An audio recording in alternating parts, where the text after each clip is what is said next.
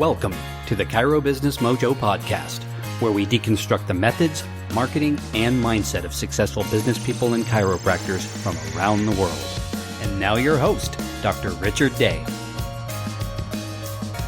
Hello, I am Dr. Richard Day, and this is the Chiro Business Mojo podcast. Thank you so much for joining us today. Today I am fired up because I am excited about this topic as usual. I am excited about how to grow your practice and more specifically, how to utilize low and no cost methods to grow your practice. These are some of the things we're doing in our practices right now that continually bring us business. Now, one of the things that's important to remember is that there is no magic bullet.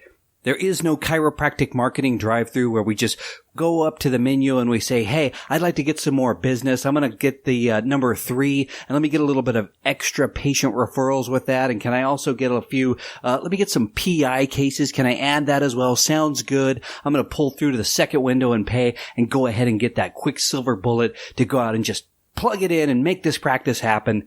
Does not work like that, I am sorry to say. What does work and what we have found that works over the years are consistency and these things I'm going to share with you. Now, you can always pay for marketing. You can do that. You can go out and pay $500 or $1,000 for mailers. You can do door-to-door flyers or door hangers. We've done those things in the past, and we still do them from time to time. But what we find that really works in our practices is referral-based business. And those are the best kinds of patients, because what happens is they already know you.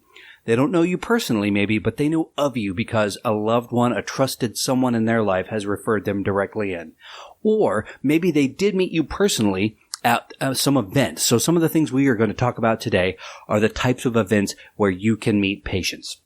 And I want to tell you a quick story. So in our practice, I was treating a patient one time, and she had been a regular patient for a while, and she said, hey, Dr. Day, I want to tell you I was recently at a church camp or retreat I went to, and all of us ladies were in a room. There were about 10 of us in there, and we started talking, and I said, I see a chiropractor, and someone else said, I see a chiropractor too, and it turned out 8 out of the 10 people in that room, I was their chiropractor. Now, it was an honor and a privilege to find out that I was able to serve these people and be that person. I mean, that's 80% of the people in the room were seeing me. And believe me, I'm very humbled by that. I was also struck by the power of networking. I had met these people individually at a town event, and I networked them one-on-one in person, and they all ended up coming into our practice. So this stuff works, guys. It's a way to get out there. So if you've been listening to the podcast, you know that I've interviewed a number of new docs in the field, and what they are consistently telling me is that it's the personal connections that are getting people in their door and growing their practice. So if you are new, these are things that you are going to want to do in your practice. And if you have been around a while, maybe there are things you haven't done in a while, and it's time to get back to them. Number 1, business networking groups.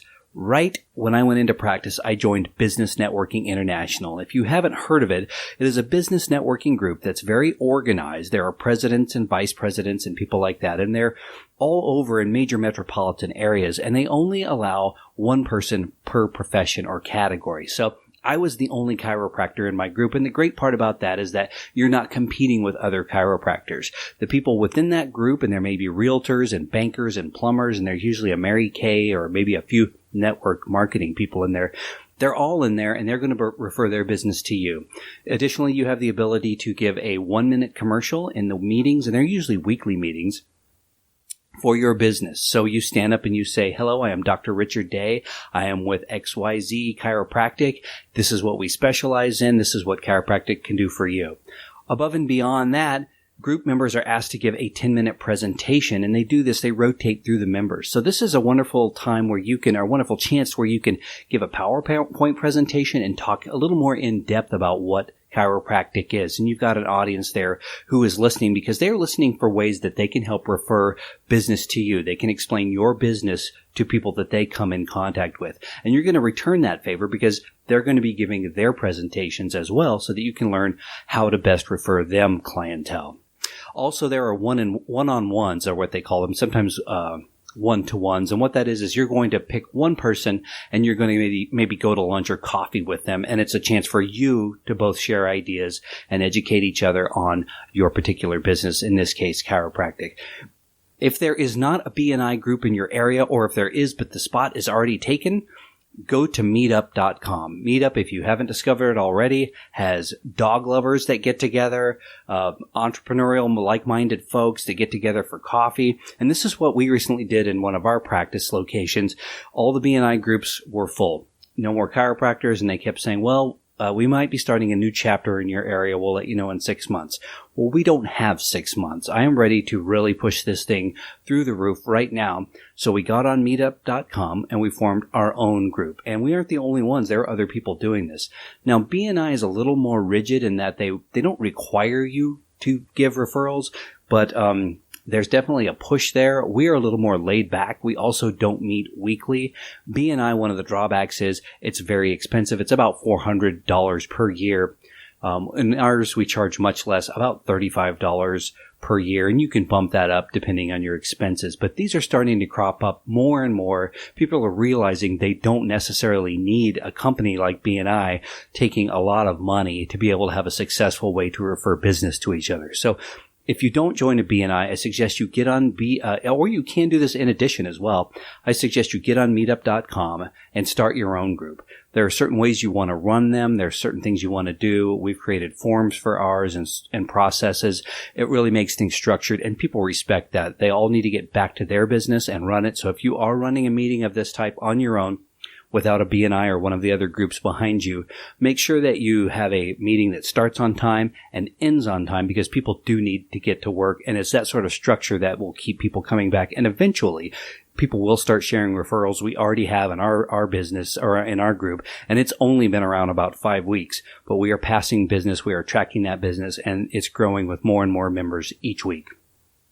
Look at social groups that meet on a regular basis. Rotary, Kiwanis clubs, Optimist clubs. These clubs meet and they are starved for guest speakers. They would love to have someone come in and talk to them about anything. And it can be old-time railroad, World War II vets. I've seen a lot go through there. But if you come in, I recommend that you don't give them a commercial for your particular business or a quote-unquote hard sell. Come in with some education. Look at the news. Look what's being talked about. The Zika virus is a big one in the news right now. Sometimes it's hypertension, heart disease, diabetes. We know a lot as chiropractors, and the public is really looking for people who are experts who can come educate them, because everything in the news obviously isn't true. There's a lot of gloom and doom and scary stuff out there. So if someone can come in and represent that, and sometimes even represent alternatives to treatments that people normally get. We all, as chiropractors, we know the benefits of non-invasive conservative care that we provide. So those sorts of things, real world issues, you can go in and talk to them. And even better than that, see if you can join the groups. If you can, become the vice president or the president, but have a role in those groups. That's going to put you in touch with people, and those people are going to talk to you. And eventually, I'm telling you, some of these people are going to become your patients.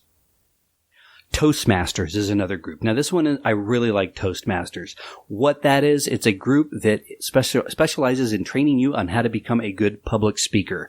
So you go to these groups, there may be $50 or less per year to join, and they have a workbook that starts with a series of speeches that you're going to give. And they're really only 5 to 8 minutes long. And over in surveys, the number one fear that people have is public. As a chiropractor, the better you can express words and ideas to your patient base, the more successful you are going to be.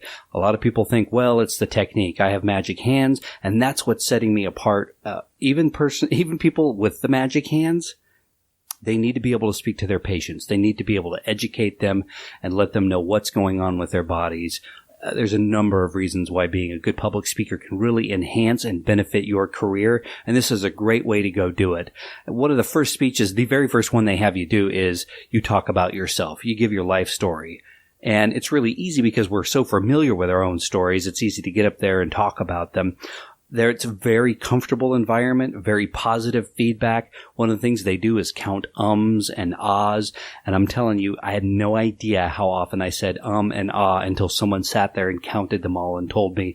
And it's one of the things I work on when I speak in public and when I do this podcast, because you don't realize it, but after a while, they add up and people start to notice those sorts of things. So it's great on so many levels for you. And guess what? One of my speeches right away was on pediatric adjustments. And after that, someone came to me and said, I didn't know that chiropractors adjust children. What's your availability? When can I get in? And they brought in their kids. So you're indirectly marketing your practice. You just happen to be someone they know who is in healthcare. And what's going to happen is you're going to end up answering some questions and talking to them and becoming a trusted source of information. Sports physicals. These are big. In every community, there are schools and there are kids. And where there are kids, there are moms. And guess who is directing the family health? It's mom. Mom is the one who's bringing the kids to the doctor. They're the ones who are telling their husbands to get off their butts and quit complaining about their back pain and get in and do something about it. They are the ones who are doing the grocery shopping most of the time. And I'm not being sexist. I'm being truthful in what I see in my practices. They're the directors of healthcare. I know in my own household, my wife is the boss when it comes to all of that stuff, and we do exactly what she tells us for the most part when it comes to health. When she's not looking, I do occasionally sneak desserts. But you know what I mean. They are running the household and making those decisions for everyone. So you want to do sports physicals because you want to bring those folks into your office. Great way is to reach out to the schools directly, let them know what you do, what you charge, and we donate a portion back to the school. They love it. The programs today, the athletic departments are starved for money. All the schools are starved for money, but no exception with the athletic departments. So talk to them directly and say, I'd like to meet with the athletic director, the coach. I'd like to donate some money back to the school. Here are some coupons. We've had people at the school actually pass out the coupons to the students directly, or at least a flyer, so that those folks know where they can come. We get the forms that are required by the school and by the state right in our office, because a lot of times people forget the paperwork. We do, because the kids are minors, require the parents to be there. We go through the physical process, and then we spend about a minute afterwards just letting them know that we want them to have a safe and happy season. But should something happen, we do treat a lot of sports injuries very successfully. And here's a little more information about that. Great way to meet people again in your community and put your face with your name and let them know what it is you do. Outdoor events, sporting events, those sorts of things where you can set up a tent. I've gone to these before, and these are a good idea. We are very selective in what we do, however, because I've gone to these events, and there'll be 5 other chiropractors there, and we are just one of another, option out there. And I never feel like we really stand out. We're all different in our own unique way, but when there's a lot of us there, we tend to be competing with each other. So in the communities in which we have our offices, we are very selective which festivals and outdoor events, which marathons or runs that we're going to sponsor and be a part of. But they can be very beneficial in meeting people, talking to people. Sometimes we treat at the events as well. Sometimes we just donate our time and we bring massage therapists. But again, it's a great way to get in front of people and meet them and talk to them. Community outreach programs within your office. So these are things like blood drives, food drives, coat drives. We've done them all in our office, and what we do is we partner with various community charities who really, they handle all of this. All we do is collect. We're a collection point, and we put their information on our website. We put a sign in our office, and during the winter, obviously, we do the coat drives. We do the food drives a certain time of the year, but these sorts of things are a really nice way to help people in the community and to have a place a place in the community where they can come drop off those things and make a difference. We put them on our websites so that people know that we're involved in our community and that we give back to our community. And we also issue press releases each time we do those things. We take a picture. I talked about sports physicals a moment ago. We go and we present that check, and then we take a picture of it. And we've had it put in the local newspapers and local websites. It's, again, a great way to publicly help people, and in so doing, you're really supporting your community, and that's how that word of mouth spreads. Chamber of Commerce. Every city has them. We found that in the larger areas, there's a lot of Chamber of Commerce. Commerces. There are the city, the county. Sometimes there's a tri-county Chamber of Commerce. There's an Asian American Chamber of Commerce. There's all kinds out there. I suggest you go visit them, get a feel for them. They all have their own unique personality based on the personalities of the members. Some are partiers. Some are not partiers, and they're kind of boring. There's find the one that suits you and go with it and maybe join a couple. And whenever there's a grand opening in your area, I suggest you show up to those grand openings. You bring your business cards, you collect their cards. If it's someone you might want to utilize their services, do so. If it's a new dentist that comes in town, get your teeth cleaned there and make sure they know who you are. You support their business and they're very likely to support yours. And I've heard mixed things from folks about Chamber of Commerce's, that it hasn't done things from them. And it's really, I think you get out of it what you put in. If you just join and expect suddenly they're going to send people to you, you really have to support the other businesses. And I'm not talking financially, although that's very helpful. Just show up to their events when they have things sponsored through the chamber, and you'll start seeing and knowing people, and they'll start seeing and knowing you. Hair salons. So think about, again, where the moms are going to get their hair cut. Well, they're going to the salon typically, and they're sitting there in a chair for at least a half hour, maybe an hour, and they're gabbing and they're talking. Well, what are they talking about? Well, they're talking about life and kids and this and that. If you can be part of that conversation, that's golden. It's gold, Jerry. So here's what I'm thinking, and I've done this many times. Put together a gift basket. You can put whatever you want in there. I usually put in maybe some BioFreeze or something similar, maybe a back massager. I put that in there before. Various things that you don't have to put a whole lot of money into these. I think our baskets cost around $10 each, and they maybe have 6 or 7 items in there. You bake some cookies, you put them in saran wrap, and that goes in there as well. You put some of your cards in there, and you go out and you talk to the owners of the salons. People who work in salons are on their feet a lot, and they're hunched over their clientele cutting hair.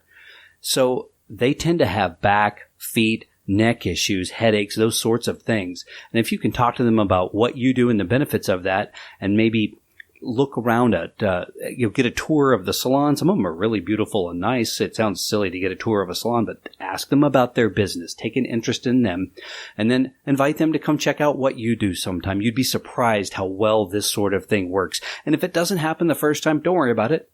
Give them a month or two and go back through.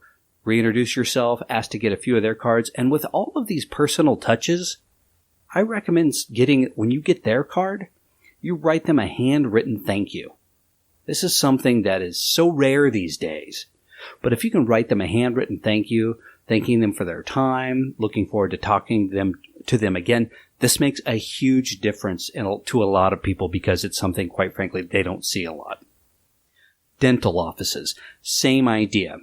Now, dentists themselves can be difficult to reach. They are very, very busy, just like MDs can be difficult to talk to. But I'll tell you who's a little bit easier, and that is the front desk staff and the dental hygienists. And I've treated a lot of dental hygienists, and we end up treating the dentists a lot of time because the hygienists tell them, hey, I've been going to Dr. So-and-so. He's really helped me out. You should go. And they finally do. And once that happens, one of the things I always talk about is how we can affect TMJ patients. I talked to a dentist patient of mine who is involved in a study in, I believe it's the University of University of Northern Colorado. And he told me that what they are finding is that TMJ really improves the best when it's done in conjunction with cervical manipulation. So dentists treat it with the night guards, but the cervical manipulation is a big part of it, and we see a lot of TMJ in our office, especially after a car wreck, whiplash, that sort of thing. So it's a good idea to befriend those folks in your neighborhood. And while I'm at it, go to the eye doctors as well. These folks are all serving the same clientele, the same patient base we are, but they're not in a competing industry. Their field is completely different. But when someone comes to you and says, hey, doc, I've just moved here recently. Do you recommend a good eye doctor? You can say, yes, I do. Go see my friend, Dr. So-and-so. And this has worked really well for us in both of our practices. Again, it doesn't cost you any money, but it's a good way to build relationships.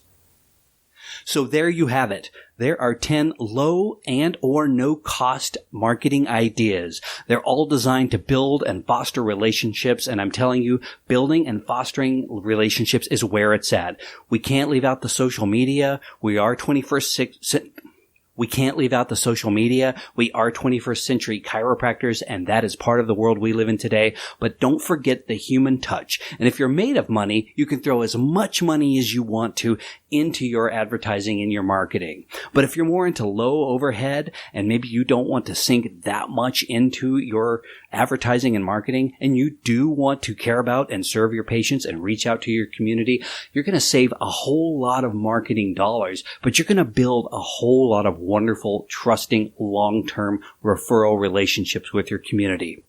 So I hope this has been of value to you, and I can't wait to talk to you next time. Thank you for listening to the Chiro Business Mojo podcast. For links to what was discussed in today's episode, check out the show notes at chirobusinessmojo.com. And be sure to jump on over to iTunes and leave us a 5-star review if you liked what you heard. We'll see you next time.